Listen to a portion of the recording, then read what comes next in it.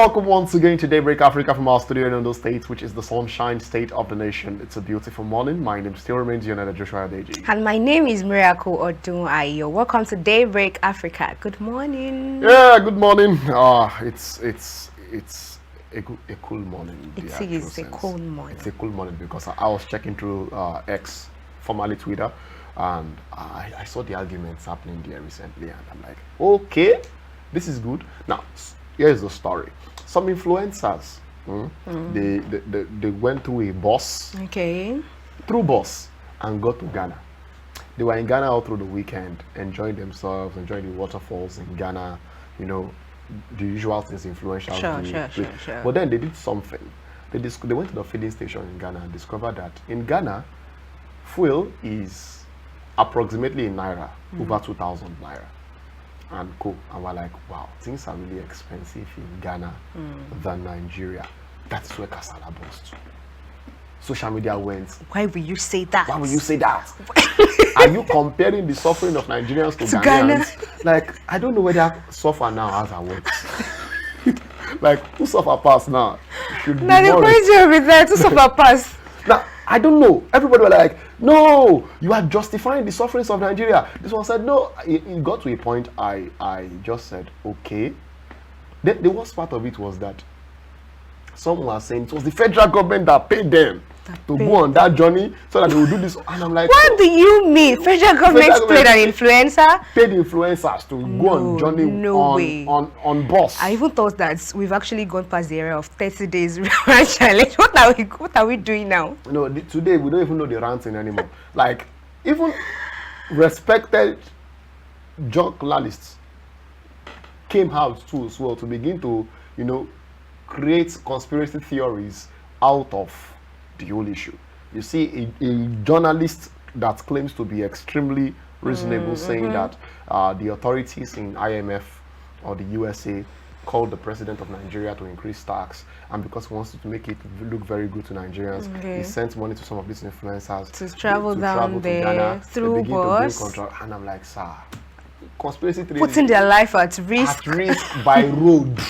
So what will cost a president to just pay for a first class flight? What are you saying? So sometimes I don't know. We need to think before we talk sometimes. The truth is social media doesn't afford many people that luxury.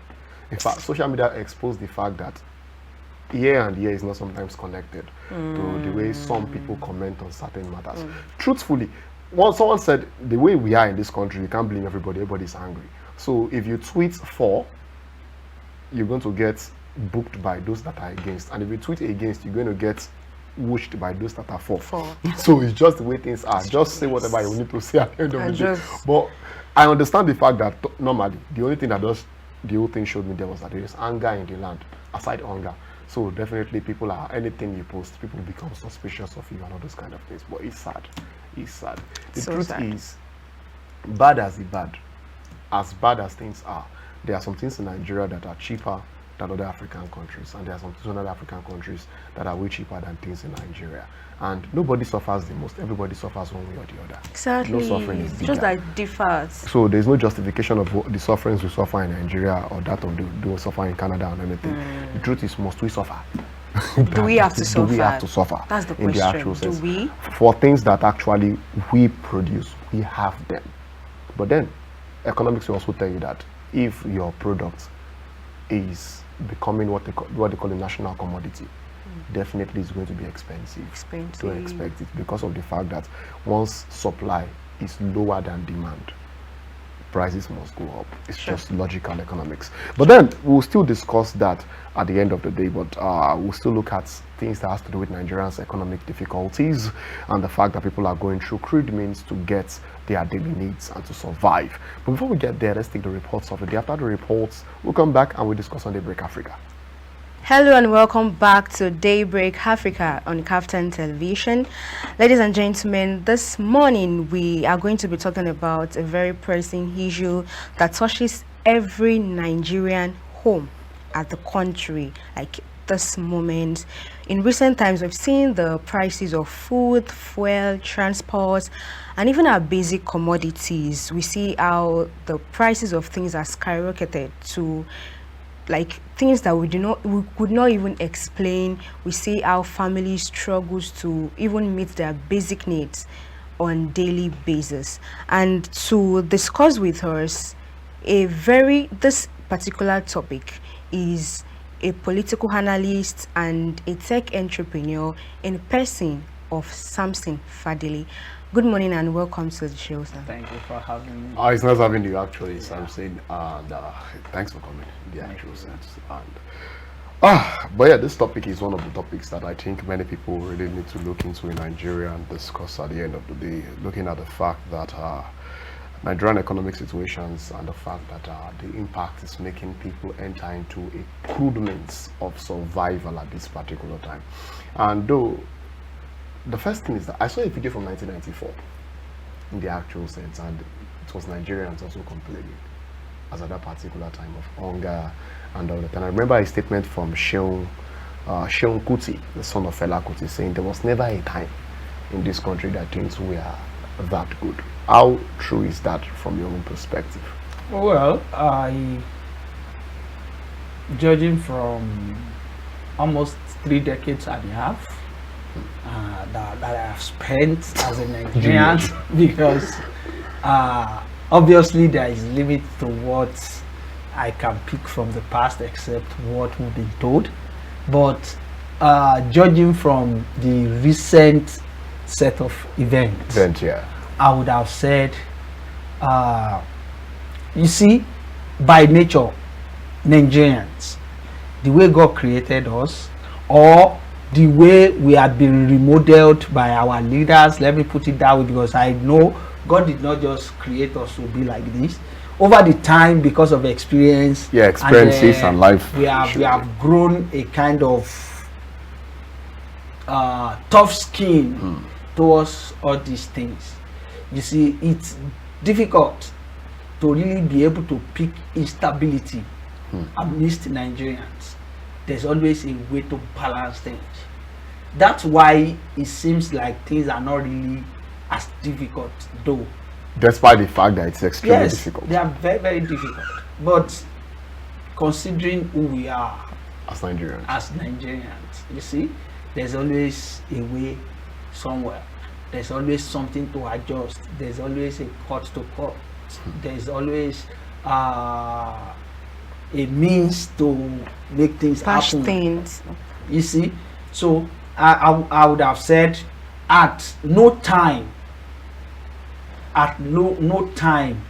from the time that we have known that we have had a very stable place where Nigerians generally, I'm not talking about a class of people now, where Nigerians generally felt totally comfortable with what they had. You know, there have been a lot of complaints. In 2015, that one is very much recent. During Jonathan era, it was like that was the worst Nigeria can be as at that time. And everybody was looking for change until the change came and they felt like it'd be like, say this you want to fast this thing. But the question is, how did we get here? No, we got here by choice. Let me start by saying we got here by choice. You see, the choice had always been ours to make. But at one point or the other, we allow influence of one kind or the other to overshadow the real issues, and we follow suit. So if ethnicity is not fueling the influence bigotry is. If bigotry is not fueling the influence, religion is. If religion is not fueling is, political affiliation is fueling. Something must fuel it. Money. Money especially. Yes. Such that a common Nigerian does not have a mind of its own. To say this is bad and this is totally bad. Something is a corruption to a Nigerian because it's not a part of it. If a Nigeria is part of it, it's an opportunity. And so those are the reasons why it's very difficult for us to now come together as a society and make one reasonable, tangible, progressive decision at once. Corruption is not something we can just sit down and fight as a people, because once it is favorable to one set, they will make sure that it becomes very impossible for others to fight against it. So that's the problem, and that is why we kept on, patching up, and that was how we got into this whole quagmire place. So the only set of people that are fighting the corruption per se are the people that the corruption did not favor per time. So whoever is saying this government is because the current government is not favoring their side. The day they decamp to enjoy the dividend from that, you will not hear anything again. And that's the problem. So even when they know that the person or the party or the people or the leaders they are following had issues, they will not talk anything as long as the situation is in their favor. You will not agree with me that everything Buhari did in his tenure was 100% okay. No, it wasn't. And that every other APC member are not concerned at some point. They are, but because it is their party and they are the ruling, they don't want to castigate, so they look their way. Whereas they are supposed to get to a point where they can criticize. Yes. Even the opposition that wants to influence him to cross to there, so that everybody will have to look away. And that's the problem. That's the problem. And one thing about politicians is, whatever it is that operates now, and a place is created for you, you are not expected to say anything. We know some politicians in this country who said heaven will fall if Tinubu won that election in 2023. Some of them are working for him right now. Heaven did not fall. And everybody is just going out. Everybody don't lie. Life continues. And that's the problem. So an average Nigerian does not have the mind to really make things work. Like as a whole, everybody is looking for what works for them. Personal gain. So as long as personal interest is above the communal interest in Nigeria, things are likely to go on like this for a very long time. You talked about the fact that personal interest above communal interest currently in Nigeria, and we used to know that. Now, I'm not talking system of government here, but we used to know that historically, an African person or anyone born in the African society was more community oriented than just personal gains. Yes. Even down to this, even today, you will still see it when it comes to some aspects like this affiliation to ethnical identity. Affiliation, we will know that recently it's becoming a very big problem where those from maybe the southwest are more Yorubaish than Nigerian, those coming from the east are more Igbo than Nigerian, those coming from the north are more Hausa or Fulani or maybe Fulfulde than Nigerian. But at the end of the day, we begin to discover that when it comes to the part of economics, it seems the ethnic bias just dies somewhere. It's just a matter of personality. When we want to share the largest, we leave that sentiment out of it and we just look at our own personal gain. And even it tells in our business environment, everybody is at the neck of everybody. What do I intend to gain? What do I intend to gain? These days, this thing called a gain culture. It's just about me. In Nigeria, just about me. The best you can find is me and my family. And all that. Now, my problem is... Even inside family. Husband still they find me wives still they find me cut husband for. And it's what we are saying today, to a point that even the kind of divorce we are seeing, the kind of family breaks we are seeing. Yes. Now, and this is something that never used to be our nature. Because someone said something, he said, truthfully, there is no place in the world where they are not passing through a bit of economic difficulty here and there, but they have been able to manage it due to how their society runs. But how did we? That's why I think that getting here to the point, because choice, but it never used to be here before. But now it's crawled in to a point that even down to the kind of leaders we have. We used to have leaders that were open-minded, talking about the fact that society first. They were thinking society. That's how we got the free education. We got so many things. Even down to the cocoa house was for the good of the people. But nowadays, most of the kind of leaders we have thinks of their pockets first. So when did we begin to gradually open our doors to such level of greed to a point that now we have this kind of difficulties? Because I'm going somewhere with the whole thing, but let me just get your view first. You see, a lot of people who had one time or the other laid their life down to serve the people, to fight for justice, to fight for the need of the people. Most of them were eventually killed by the people. Yes. It's not just in Nigeria. It's everywhere. Jesus Christ never did anything that would warrant death. So why should they choose him over a criminal? This is somebody who teaches, somebody who heals people, somebody who feeds, is friendly, he doesn't ask for tax, he doesn't. This is somebody who will not hijack people's property. Let's put that noted. Because now, the issue is Jesus Christ had never at one time or the other throughout his ministry asked for donation or anything from his people. He's always feeding them, and yet this same set of people say kill this one, save this one, and they know this one is a criminal. So it all comes back to people. We have seen people who had fought for people all through their life, and at the end, this set of people they fought for were their downfall. These were the same set of people who called them foolish, who called them at one time or the other, and they felt like no problem, everybody to your temple is fight for yourself. Fight for myself. As from this point henceforth, nobody fights for anybody. There had been politicians who lost relevance because they were standing on the side of the people.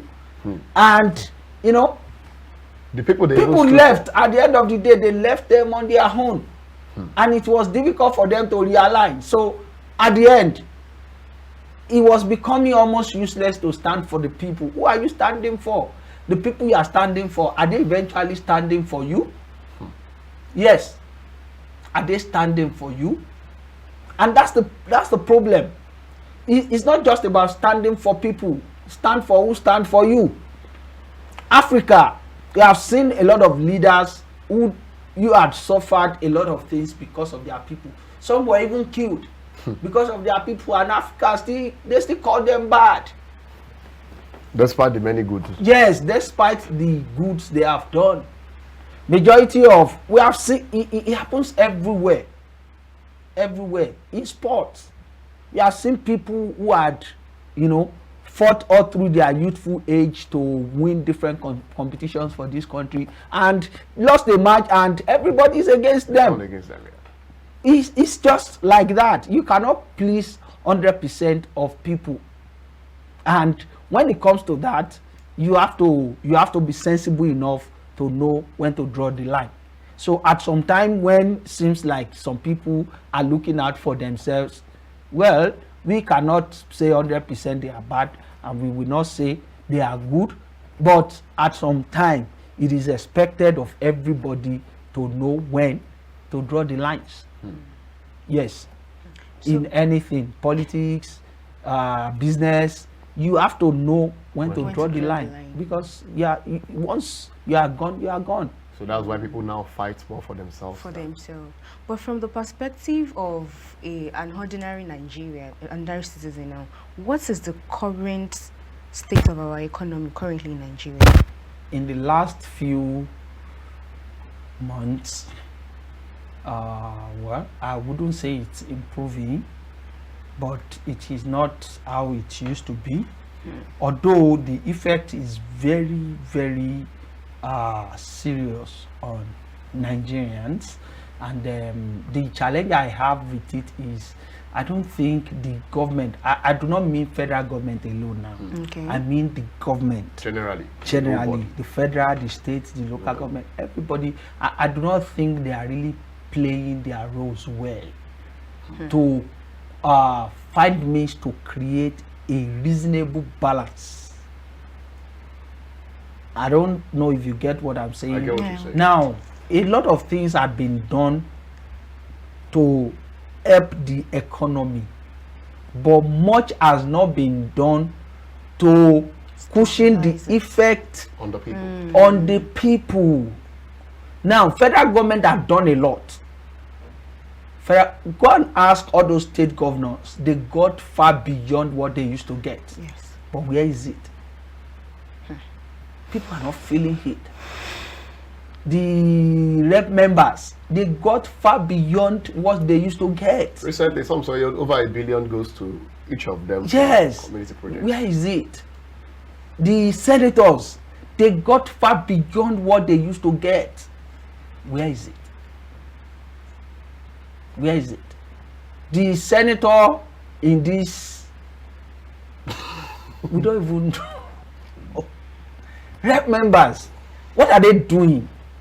Everything is not just federal government. I think it has come to a time in this country where we need to sit down and structurally begin to explain to the general public the civic responsibility of each of those people, so that people will know who to ask what.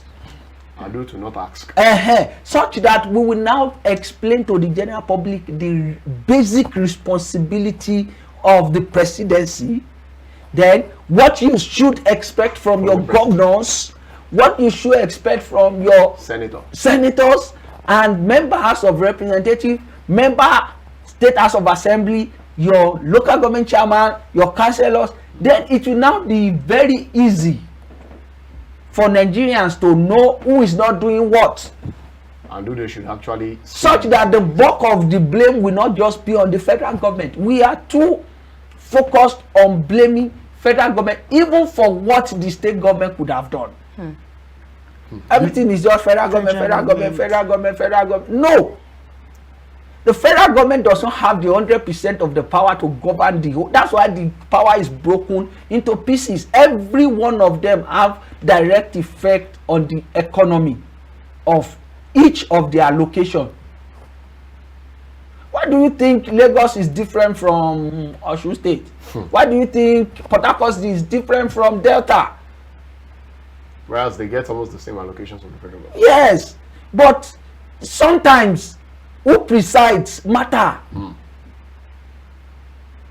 So at this point in time in Nigeria, we need to begin to, in fact, federal government needs to create a structure that makes Nigeria, that will be making Nigerians, the general public now, to understand what the function of each tier of government is, and each of their leaders, what should be expected from them. Make it open. Transparency is needed. Yes, the federal government should make it open. Each of your senators had gotten this automatically, and this is what they are expected to do for you. If they are not doing it, ask them. I don't know why sometimes. It's that's why very difficult. We do have a national orientation agency in Nigeria. Those ones. And the federal government who has Ministry of Information. Things like this, I don't know why they tend to keep it secret from the people that we've done this. Your governor collected this one. We have given your governor so amount to do this. If he's not doing it, don't ask us. Ask him. Ask him, yeah. Well, that's what she says from this another angle. Like, okay, maybe when they are getting those things, they're actually giving them a court just to shut them up. How about federal that? Government? Yes, the And governance. the federal government does not need to get a court to keep quiet for any reason. They are the ones sourcing out the fund. Abi, you are coming. The allocation to your state is automatic. There is a specific amount that comes every month, which is expected to do a lot of things for you. Pay government workers salaries, do state project and every. How many of those projects are done? Why are they not saying anything? There is specific amount of money that comes to the state for a whole year, because there is an amount that comes every month aside the internally generated revenue from within the state. Each of this money they need to account for. That's why each of those governors, when they are leaving, more than 80% of them are ending up with EFCC, because they are not accountable. Minister, we end up with EFCC. Governor, we end up with EFCC. Senator, we end up with Senator, we end up with EFCC. Why? Only presidents don't end up there. I still don't understand that. Sometimes the president will know the end up there now waiver. They just allow Baba they go. I'm telling you, it's wrong. If we have to wait to the end of the tenure to begin to demand accountability, why not do it along? Oga, so billion don't enter. What are we doing this for? Publish it. Let us know how the money is being spent. Then with that, we will now know where the problem comes from exactly. Because what the federal government is making us understand is that after removal of subsidy, which led to a lot of difficulties for the people, this money are going to be distributed to states and all that, and others, for developmental projects, yes, to cushion the effects. But now it's 2 years development, nothing. Do you know, where my problem comes from here is the fact that whenever you see the president Bola Ahmed Tinubu come out to talk, or maybe his minions that works with him in the government and all that, they are always talking about the fact that the economy is improving. The economy is getting stable. Yes. It's just remaining that it should reflect on the people. Some of them will come out and say they shared so amount of money. To they do conditional, they call it conditional cash transfer. I've never heard this, the tenure I've heard it more. We've seen people coming out to talk about the economy. Cool. But then you are saying that. Have you seen anybody who got the transfer come to Twitter to say we got conditional transfer from the government? One of the arguments, one of the hates said was that people that got that money, they don't even have access to Twitter. I'm wondering. Yeah. I'm How? wondering. If let's assume the parents don't, the children call. Oh, they don't allow good So things. you don't believe the You don't fact believe that- that. Not. But then You see, that's the story they are telling the president. there's nothing in this country that is hidden. You see, Nigeria is a very loud country. Extremely loud. Majority of the social platforms, they are very much alive in Africa because of Nigeria. Very true. If somebody will go to Benin and say, I donate so million for one school of nursing, and it's everywhere. Because he will post it. And somebody else will go somewhere and say, I do this. Even comedian in his own street, I did. that At the road, road. it's everywhere. He came out. Even showed the progress. Give us a document of the so progress. if they actually are doing it, why not put it there? Why not put it there? Sincerely, let's be, because the media should be a platform for information, to inform the general public about what is being done and how it is being done. Nigerian government is too loud to say things like that should be kept away from media. No. There's no government that had existed in this country that is not doing one or two things for the sake of media. They want something, people will Vote them in back. people will just discuss, shout about. How will you make promises in the open and make a claim to be doing it low key? No, it's not done. Is that you are not doing it, or there's Hiding something. That's the issue. You are making both promises in the open. Campaign ground, everybody is hearing it, and when it is now time for you to do it, you are doing it low key. Who does that? It's not done. So it is either you are not doing it at all, or it's not done properly. So you feel, but then let me ask this. Or let me pen the question first. Let's stay Go Start. After Go Start, we'll come back to discuss more on this particular topic. So please stay with us. We'll be right back. All right, welcome back to the show. Just joined us, it's still Daybreak Africa, and yes, I hope you enjoyed Go Start. I hope you learned one or two things from Go Start. I hope you're going to do something what you learned from Go Start. Like we are saying, this time is kind of a very difficult time, but then you can still steady above the waters if you can, make great moves at this particular time. And part of the things that you should do, especially, have been given to you on Go Start, where we try to teach you and open your mind to things you can do with the little that you have. So please make a move with what you've learned from Go Start. Before we went on a short break, we've been discussing with our friend who happens to be a political analyst and a tech entrepreneur in the person of Samson Fadele on the Nigerian economic difficulties and the effects on people as Nigerians are recently making use of crude means to survive. Now, I wanted to ask a question before we went on a break, and I wanted to ask that, do you believe that even conditional cash transfer should have been part of the ways to go from the president, especially at the time when he removed the subsidy? Because I was expecting you will invest such amount of money in the economy on certain other things that could cushion that effect, not conditional cash transfers to the poorest of the poor. The issue is one of the things I queried about the conditional cash transfer is how they eventually are able to pick the poor of the poor. What yardstick? There was a time, is it the State Minister for Humanitarian Affairs? I was talking about using AI to, I say, which AI? What database is the AI operating on? Because AI cannot just work on its own accord. Something must have been inputted into it for it to act upon, then give a result. What yardstick? I don't think there's any part of our NIN that measures poverty level. I say this one you are on poverty level 1. Neither BVN. BVN does not measure the same thing. So what could they have used? So all these conditional, I really do not know how it operates. So I don't want to say much about that, but it has not been solving problem, because the real poor people are, we see them every day. Nothing changed. And nothing got to them. Yes, we have them. Poor people don't stay in Azovilao. They don't stay in Ministers in Maitama, Abuja. Yes, poor people, they stay in the local places. So what time does the president or the minister have to go to local places and begin to identify the poor ones? And I don't think those things are routed through the local government. At all.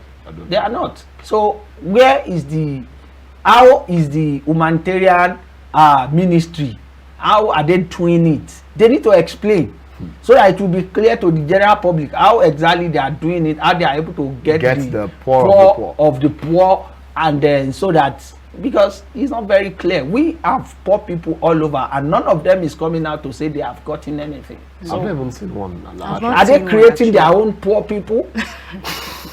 That's the question we should ask. If they have their own target audience of poor people they are focusing on, they should let us know. And the yardstick, what qualified those specific people to be called the poor of the poor. That's the. But do you see it as a policy that makes sense? It doesn't, to me. If it's not serving its purpose, why? The minimum wage had been promised for how long now? Nothing is done. If not for the core member girl who called President wicked, they wouldn't have given them the 77K even till now. Thank God for the girl. Yes. Because until that lady came out to speak her mind, nothing was done. I don't know if they have released the girl till now, if they have given her a certificate. I think nobody knows. She's currently having some issues with NYC. She will. But we know the laws. That's what I was saying about standing with people. It is at a cost. Yes. When you are standing with people against the government, it comes at a very expensive cost. Every other body had gone, every other person had gone, she's there. She's there. Yes, but thank God she did what she did. The core members will still be having challenges. Even with the 77,000, they still do. Now, that's for core members. What about the workers? A lot of them find it difficult to transport to the office. They have to trek long distance before they now we get transport. It doesn't make sense. Because salary changes not. But the cost of everything is rising per day, even rents. and yet, and you expected all these people to be 100%, you know, truthful at their duty post. It's not done. I was even about driving at that due truthfulness, because I discovered that in this our generation, it seems, you know, someone made a statement, he posted on his WhatsApp status yesterday. He said the only way now that this country is making us look at making money is just to be a criminal. In the sense that we are seeing an high increase in internet fraud, ritualism, insecurities. Even that place of insecurities is, someone made the statistics of last year. He said one of the most lucrative business for last year was kidnapping. Yes, kidnapping. You was pay millions extreme. Without asking questions, because you need to save the life of your own. And the problem is, even people in the government, they paid. Yes, when they got kidnapped. And now we are experiencing this particular thing. Now let's begin to look at it this way. What do you think would have been the perfect way to bring us out of challenges like this? Because it's getting extreme. Everything is done strategically. You see, when you do things without strategy, you tend to get haphazard results. There's always, when you look at mathematical methods of solving problem, it comes in steps. It doesn't matter how huge the challenge is, there must be a turn-out strategy to come out of the challenge. It's not like you just come and, you know, put a hand into an existing system and scatter it and expect to put it together just like that again. No, it does not take the same energy to scatter an engine to put it together. Putting it together requires more precision than scattering it. You get now? Yeah. So that at the end of the day, when you are doing the coupling, you will not put the wrong screw into the wrong hole. And that's the issue. The federal government, I expected them to have handled the issue of subsidy better than how it is. Than how it was handled. That thing could have been done gradually. Everybody knew it was time to remove subsidy. And subsidy from the onset was not the issue. Nigeria had more than enough to afford subsidy. Corruption is the issue. Corruption is the issue. There are so many leaking holes in the purse of the government. Everybody is just siphoning. The recent executives of NNPC, do you know how much they have recovered from those people? Extreme. Why do they have to? Why is it that it has become a norm in Nigeria that after you leave a position, they must now begin to squeeze you to bring out some of the things you have stolen? No, it does not have to be like that every time. Our leaders in this country are supposed to go home with clear mind. That you are nothing to ask. From 1999 till now, hardly will you see a governor, a minister, or something that had ruled in the last 1999 till now that does not have one or two with EFCC. In fact, EFCC was intentionally created for that purpose. Because of the fact that officials were stealing. Yes, in a sane society, do we need EFCC? In a sane society, do we? No. If everything are done right, but no, nobody is even willing to do it right. Speaking of crude means of living as Nigerian, because I have seen situation whereby even people that own car, they will have to park their car, take public transport to their offices. I've seen whereby people skip meals. I've seen situation whereby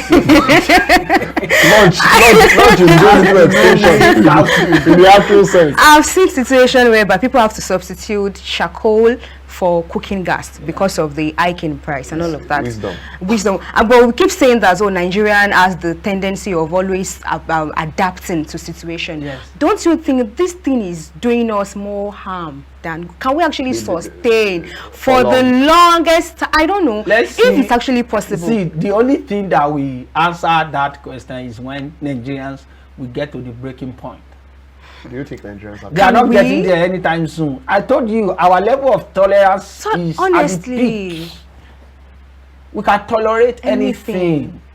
You see, it takes everybody to get tired at once to now say we don't want this anymore. But you are tired, I'm not tired. Now you know why you tire. That's the problem. Why you are complaining that you are tired? Another set of people who are beneficiaries of the present government of the day will tell you why your tiredness is your fault. This affiliation to political parties. Yes. Recently, I saw a post where, okay, one of the ex-footballers was complaining about the treatment some of their comrades are receiving, that the government is not this, is not that. A lot of people said they made money, they did that during their time, they mismanaged this, no. We know how much of this country's wealth that is going into maintaining the health of the president. Or even past politicians. Yes. If you had been president before in this country, there's an amount of money that still comes to you. Sure. Just an 8-year service. Yes, they still pay probably your security, your convoy, everything is still on the government. All of them served the country. At one way, nobody is asking them to do it for life. But at a very difficult point, government should put something. You don't just look away from people who had won national honor at one time or the other. Most of these politicians, the reason why they steal that much is because they are afraid. They know what they did. Yes. That after they why will somebody just wake up one day, use the state resources to pay upfront school fee of his own children? Is it the state that born them? That's the fact. Are we normal in this country? You're talking about normality. I was looking at the EFCC chairman, Odunayo, and he was talking about the fact that he wants to begin to go door to estate in Abuja, because he discovered that there are multiple estates that civil servants own.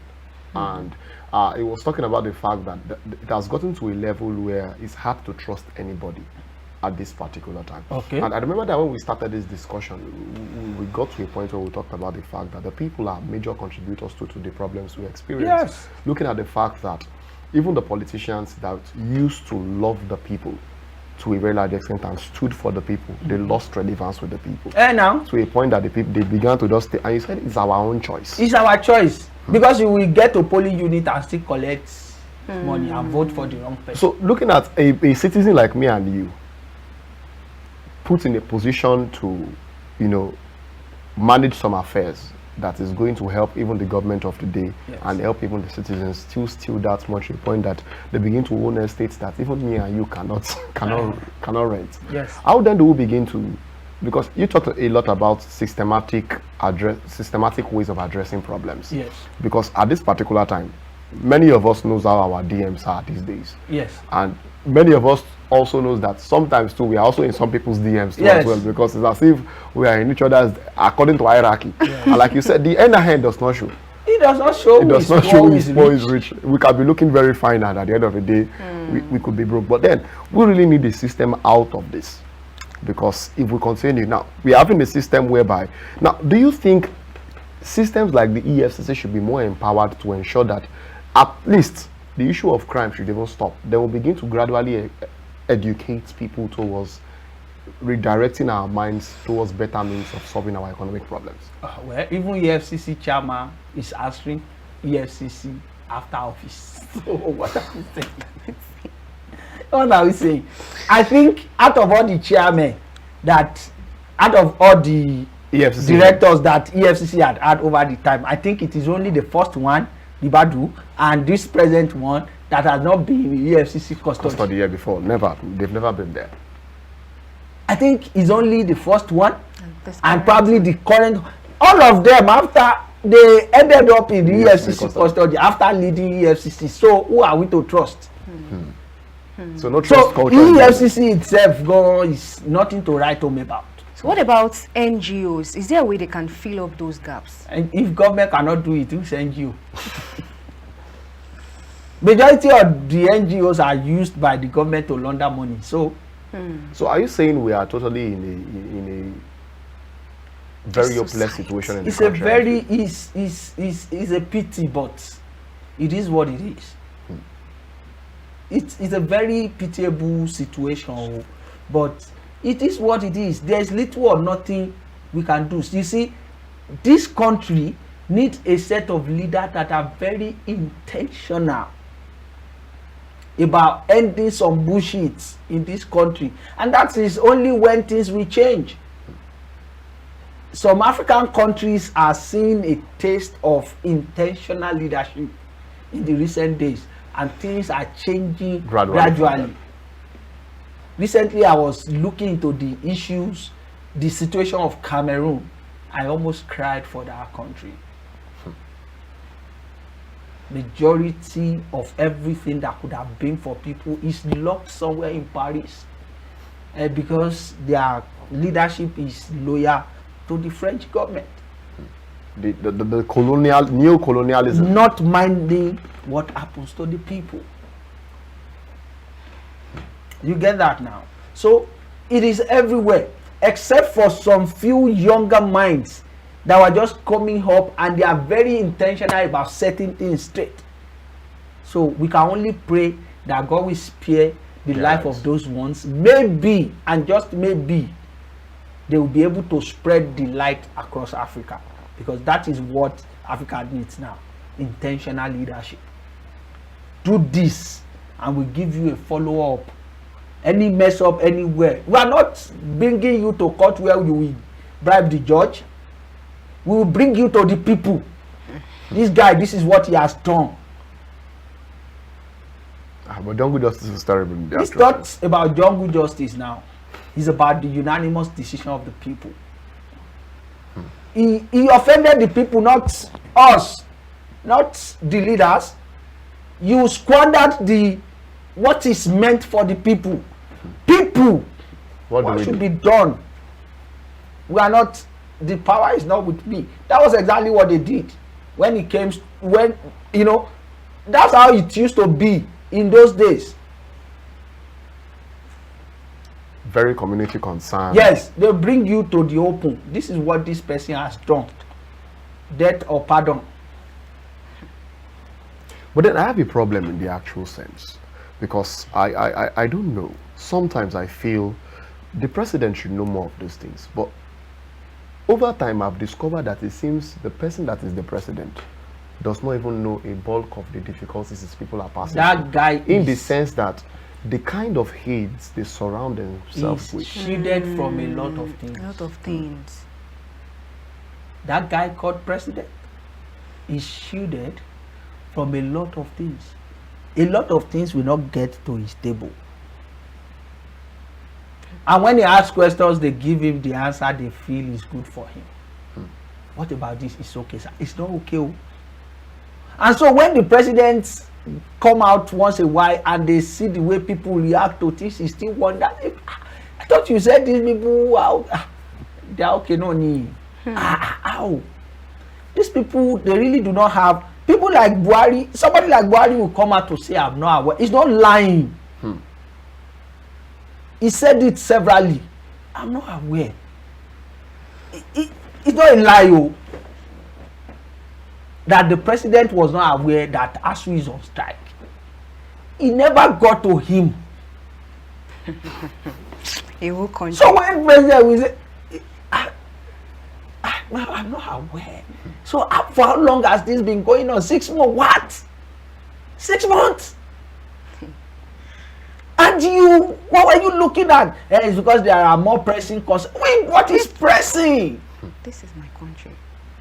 It is what seems pressing to the heads that is pressing to the government. Whatever is not pressing to those who are around them, it's not pressing to anybody. So we are at the mercy of heads, and that's the simple civil truth. servants.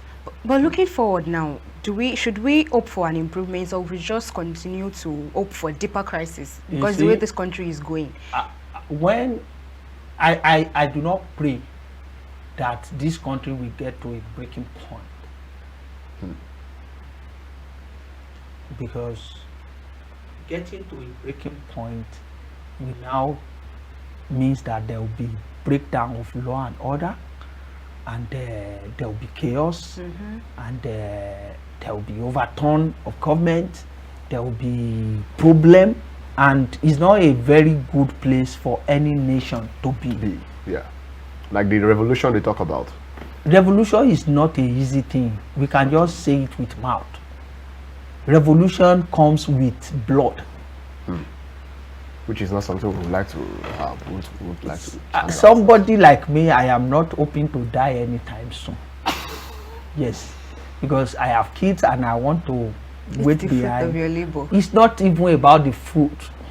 I want to be able to put my children towards the right path. I don't want anybody to do it after I have gone. So if there's anything we should be praying now, is that this country will have a way through before things get to the breaking limit, such that we will not witness things the other way around. Let me just take your reaction on two things. Last week, RMF AFC were talking about increment of salaries for politicians, who were in a discussion yesterday with someone and said it's good for the funds of politicians to rise a bit. Like political office holders, looking at the fact that at least it will curb a whole lot of things that has to do with corruption. Do you think raising their funds will stop them from stealing? That was a question we actually asked them. It won't. For some, where there are some countries in Africa who are cutting down the cost of governance for the people. Now, since when have they promised the minimum wage? And some states are still paying. It's over a year. It's not even just some states. Is the federal government paying yet? If they are just looking into increasing the income of public office holders, and they are looking into just implementing it, what happens to civil service? Civil servants? What happens to the general public?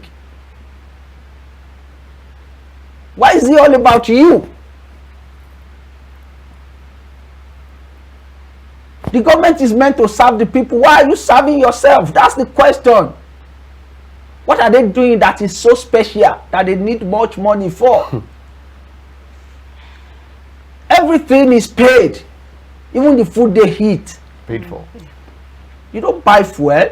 You don't pay for your own security. Everything is at the cost of the government. Why do you need increment when people are wallowing in poverty? Why? What are they doing? What is special about what they do? Governance. The whole of the money is still on their table. Nobody's seeing anything. You have to work like extra hard to be able to hit in Nigeria today as a common man. The minimum wage is not even enough to buy a bag of rice. A bag of rice is more expensive than the new, it's not the previous minimum wage, the new minimum wage. That should tell you there's a problem. The highest denomination can't even buy bread. That's the issue. 1,000 naira cannot buy bread. So imagine what happens to family of 4. But then it's well.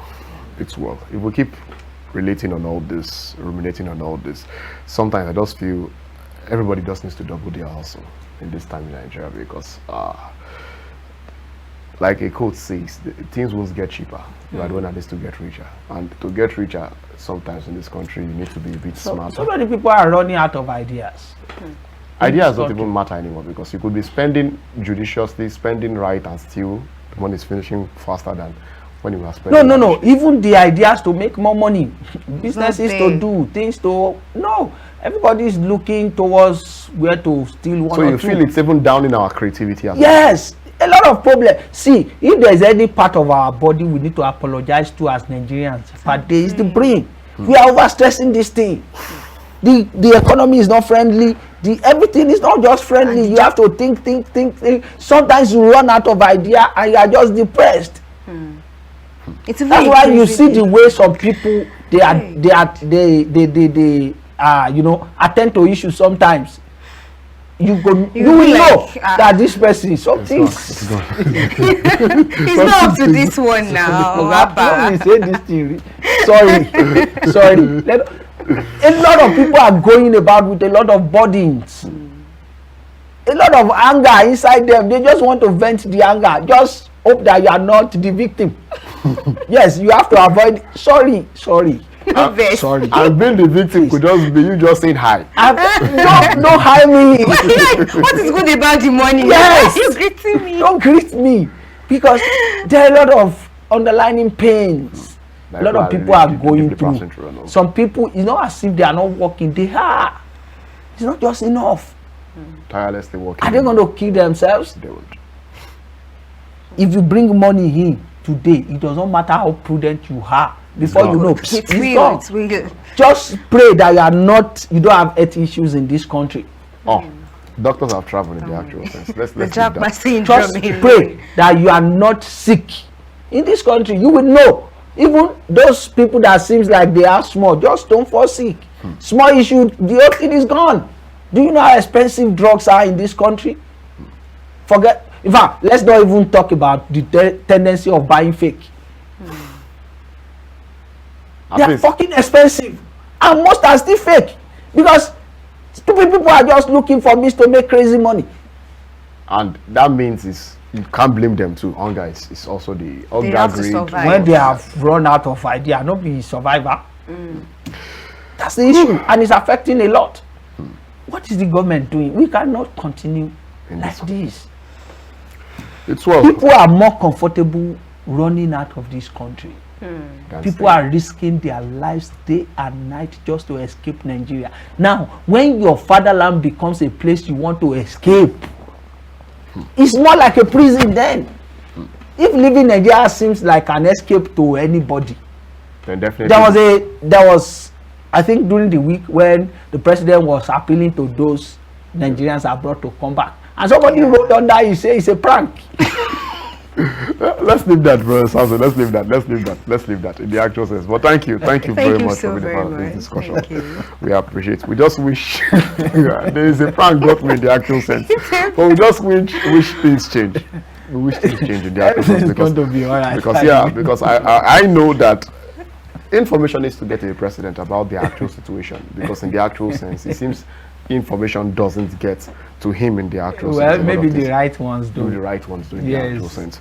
But thank you so much, Samson, for being a part of this. We just hope, we hope, we keep hoping. I think we hope sometimes keeps us alive. One of the biggest hope I have is that we will not get to the breaking point before things start to get better.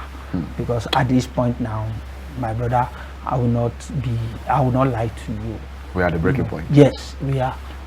September is almost here. A lot of parents are under a lot of pressure to pay school fees. Oh, don't remind me of school fees, please. Thank you so much. It's time to take sports in the actual sense. After sport, we'll come back to say our goodbyes on Daybreak Africa. So please stay with us. We'll be right back. Welcome back from sports, and I hope you guys enjoyed the guest segment that we had earlier with Samson.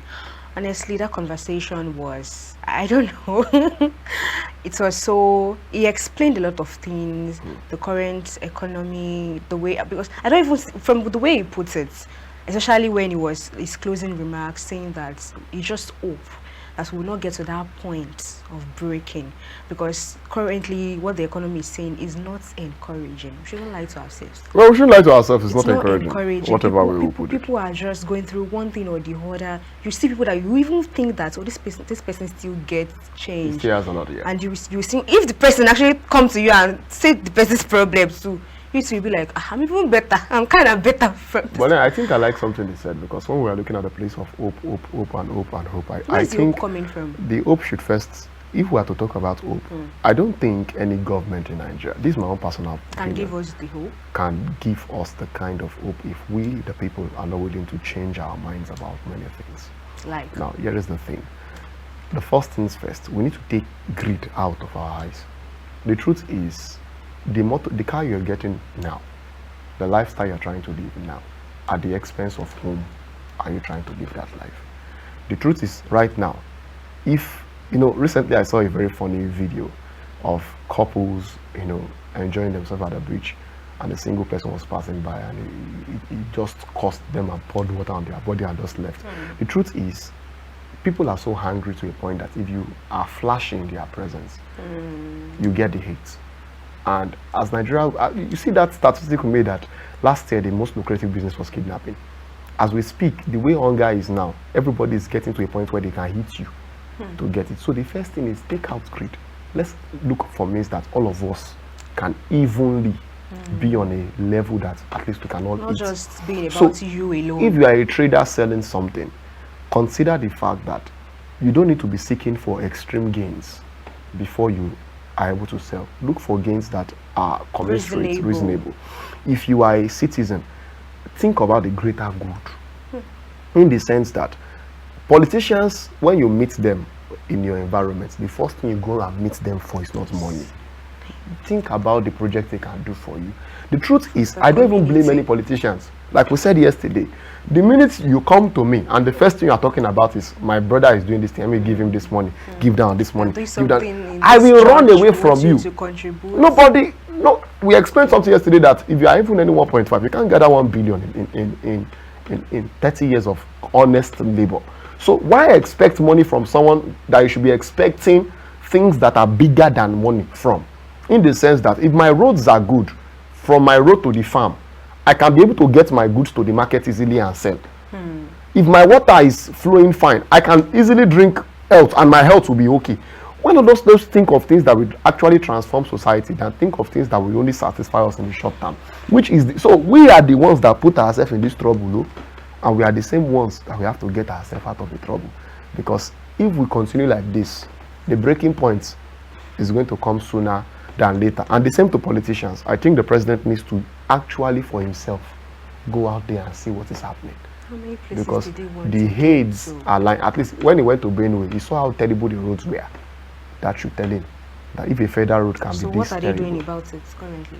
they will definitely try and do something about it, because thunder does not strike the same place twice. If it does, it's foolishness in the actual sense. But let's leave it at that. Tomorrow we'll be looking at more deeper topics on Daybreak Africa.